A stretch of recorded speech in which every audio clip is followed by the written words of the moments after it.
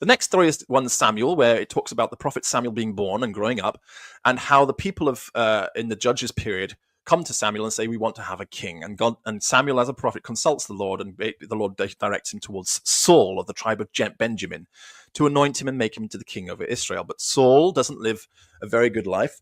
He ends up turning away from the Lord, and Samuel is directed to anoint David instead, the Moabite. He is a Moabite, remember that. He's from the lineage of Judah. He's in the tribe of Judah, but his Yikkus is Moabite.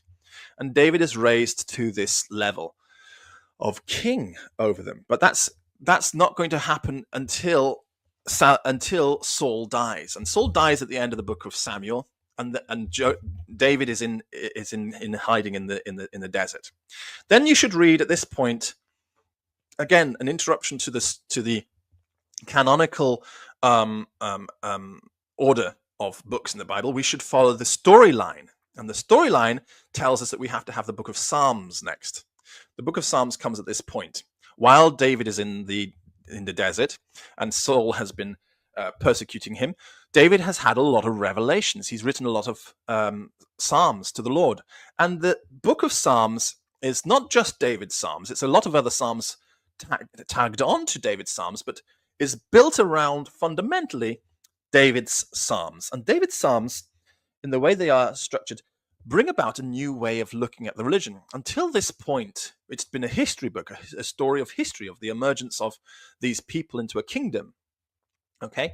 And now suddenly we start to see something different emerging among them. We know that they have their law, we know that they've got their kingdom, but now we start to see a spirituality emerging in the Psalms of David, a spirituality and a religion, rather than just a simple constitutional law which they have to follow.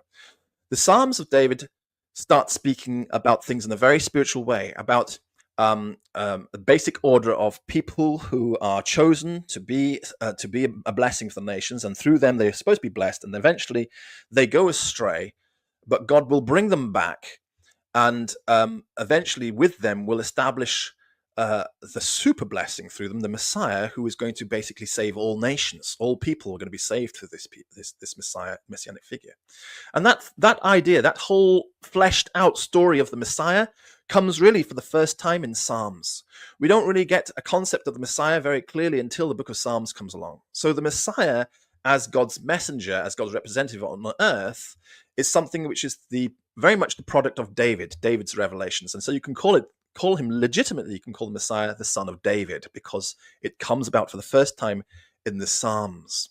Then after the book of Psalms, we get on with the rest of the story of Samuel. We go to Samuel 2.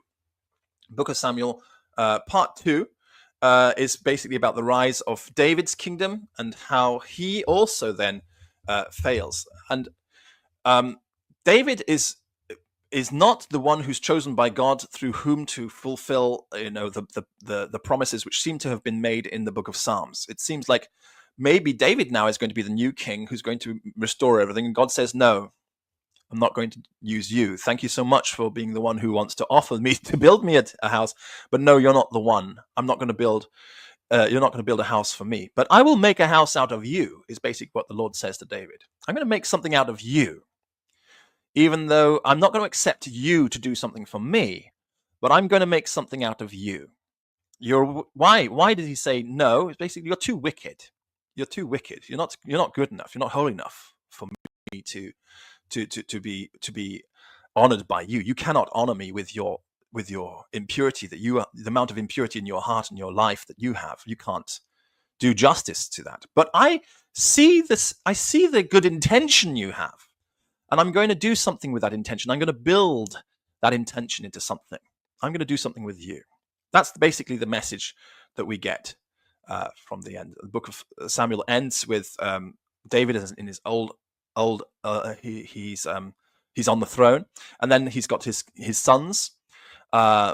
Specifically, most important for us is Solomon. And you should read at this point. You should read the book of Proverbs and the Wisdom, the